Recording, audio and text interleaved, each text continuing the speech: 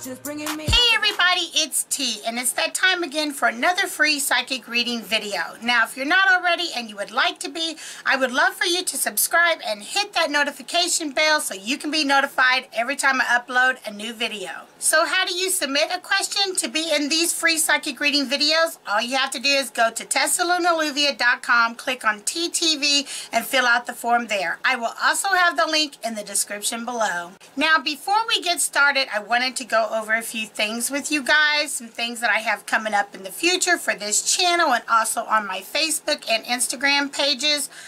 I have been doing giveaways, lots of giveaways, big cash giveaways. I've given away, I think, $2,000 in Walmart gift cards, and then I've given away probably about $4,000 in cash, plus tons of psychic readings, plus tons of gift certificates for my PT's Boutique. So if you're interested in entering any of my giveaways, I will have another one coming up for Valentine's Day. I'm not sure when I will run it, so you will need to be keeping watch on my Facebook page. That's facebook.com/Psychic T. That's Psychic TEE. And that is actually my profile page. I don't do a lot of postings on my main page because Facebook tends to not show those in people's feeds, so even though I have a lot of followers over there, I tend to post more on my profile page. So my profile page is public, so anyone can see it. Anyone can message me there. I'm not sure if you can comment unless you are a friend, but you can always send me a friend request or just follow me. Also, on this channel, I have a lot of new playlists coming. I will have missing persons coming. I will have some guest interviews coming. I'm also launching my own radio show on my website, my own TV show on my website, and I have I Am Spirited coming up on TV. So there's a lot going on in 2018 for me, so I hope you guys can keep up.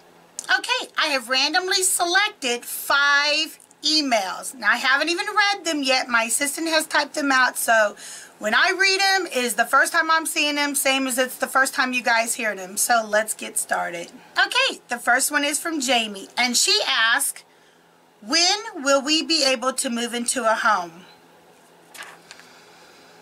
Okay, Jamie, I got 3 months really strong, and I feel like this has been a really long battle for you. I feel like that you've had your hopes up before and kind of got them like just crushed down.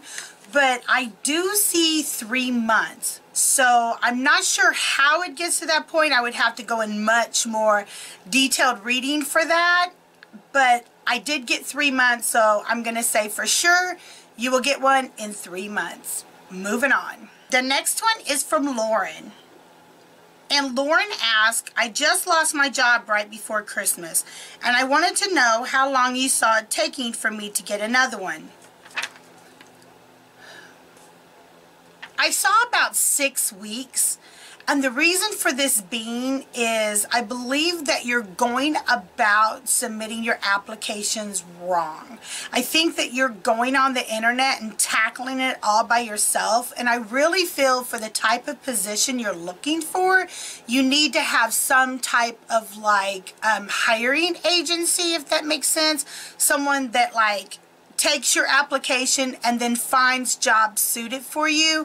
And I think that if you try that, and I kind of feel like you've done that in the past and it hasn't really worked for you, but in the past you haven't had the experience that you have now, so I feel like it would work for you much better now. So I'm gonna say try that, and it might even be shorter than 6 weeks, but at the rate you're going, I feel like it will be about 6 weeks, but I feel like you could find a much better job suited for you if you would go through a hiring agency. Moving on. Okay, Cricket asked, why am I still here when it feels like I'm stagnant? I'm not really sure what your question is pertaining to. I don't know if it's why you're still at your job or why you're still in your relationship. You didn't really specify, but what I think you're talking about is why you're in the same predicament that you've been in year after year after year after year with not much change. And I have to say that I feel like your motivation is there, your ambition is there, but your physical response and reaction is nowhere. So I think that you have good intentions of doing all these things, and you think about it and you put it out there to the universe, and you think of all these things that you could be doing, but then you don't really put it into any type of action. So all you're ever really doing is putting thoughts on paper or thoughts in your head or things that you'd like to do, but you're not pursuing it. You're not starting anything. There's so many things that you could be doing to get a jump start on what you would really like to do, but then you don't do it. And I guess working all the time or being tired is an excuse, but not really, because let me tell you why.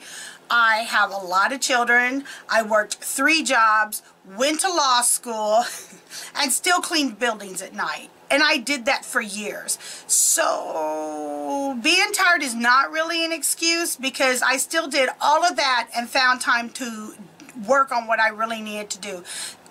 Think about it like this. Like the old saying goes, if you keep on doing what you've always done, don't be shocked when you keep on having what you've always had, type of thing. You know, it takes change to make a change, type of thing. These are all things you've heard before, so I think hearing them for you doesn't really do anything. So you look for people to motivate you, or you look for reasons of why you should get started, instead of just saying, you know what, I'm just going to do it. I'm just going to take that jump, leap of faith, and just get started. I don't know what I'm doing. I'll probably get lost in the process, but I'm going to do what I got to do to get to where I'm going to be. If you do that and just jump and take that first step and do what you got to do instead of just thinking about it, then this time next year you won't be having the same question. Okay, Cricket, moving on. Next one is from Miguel, and Miguel asks, I'm worried about my lease. I know my landlord sold the building and the new landlord will take over.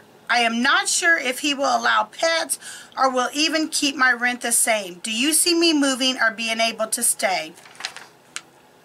First of all, Miguel, I feel like this new landlord bought this building to just have one more building. I feel like he has a lot of them, including houses, and I don't think he's going to make much changes. I believe if you just pay your rent on time and just keep to yourself and do what you've been doing, I don't see any reason why you have to leave. I don't see him as being a mean person. I don't see him coming in and changing everybody's rent. I feel like when he bought the building, the old landlord kind of said, you know, these are good people, this is what they've been paying, I would like to be able to keep doing this. And the other landlord thought, well, this is a fair price, I'm not really going to worry about it. If he does change it, it won't be much. I'm talking like $50, okay? So nothing that's extreme enough for you to have to move. And I don't think you'll have any problem with pets, because you're not the only ones with pets. And if he had a big problem with pets, there'd be a lot of people moving out. So I'm going to say I do not see you moving anytime soon. Moving on. The last one is from Cassidy. And she asked, why no matter what I do, can't I make my boyfriend stop helping his ex? Like if she has a flat tire, she will call him and he will help her. They don't even have any kids together. Help. Cassidy, girl, I don't know what you're doing because girl, T wouldn't have that. So if he really loved you and respected you and cared about your feelings, I don't think that he'd be jumping up in the middle of the night to go run and help his ex do anything. And I don't know that it was the middle of the night, but I'm guessing that it kind of was, as upset as you are. But, you know, sometimes exes have friendships, and it's literally nothing but a friendship. But if he won't jump out of bed to help his guy friend change a tire, then he shouldn't be jumping out of bed to help his ex. But if he shows the same friendship toward his guy friends as he does her, and he doesn't really do anything special for her. I mean, changing a tire is not that serious. You know, I've called my kid's dad many a times to change a tire when I was single and, you know, didn't have any help. And I'm sure he had girlfriends that were mad too, but, you know, we were just friends and we stayed friends. So I don't know. I think that it would have to go beyond him helping her change a tire. But again, T wouldn't have that. I would not be with some. Okay. let's back this up, y'all. Because if you go back to 2013, you know, Miss T had a problem with the whole twin flame husband relationship thing going on.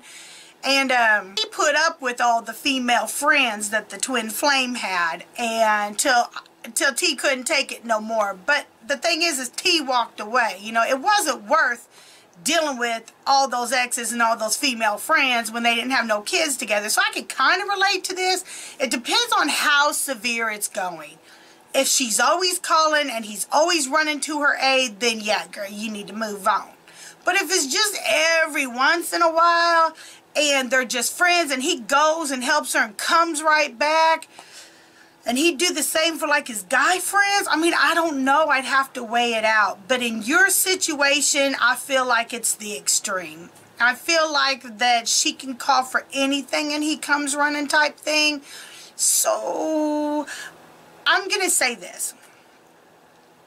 If he loved and respected you, he wouldn't do that. So I would probably move on, because it ain't going to change. If he ain't stopped by now, he ain't going to stop no time soon. And if you're forever arguing about it, you're going to continue to forever argue about it, because apparently there's a connection between them that they both can't deny or let go of. And that's only going to cause strain in your relationship. So I would move on until he figured out what he wanted. And then I would have to decide if I wanted him back or not. Now again, if it was just him helping out his ex and going change a tire and helping here and there, and some exes do stay really good friends, and that's okay. But if he's taking it to the extreme and they don't even have no kids together, I mean, I can understand if they had kids together, but they ain't got no kids together, girl, you need to move on. I would not put up with that. I couldn't put up with that. So that's T's advice of the day. Thanks everybody for liking, sharing, and commenting on my videos. I really appreciate it. If you have not yet subscribed, I would love for you to do so now. And don't forget to give this video a thumbs up. And don't forget to submit your question for next week's video. Again, the link is in the description below. Keep watch for my next videos. I should be having one uploading every day this week. So thanks for watching, everybody. Bye!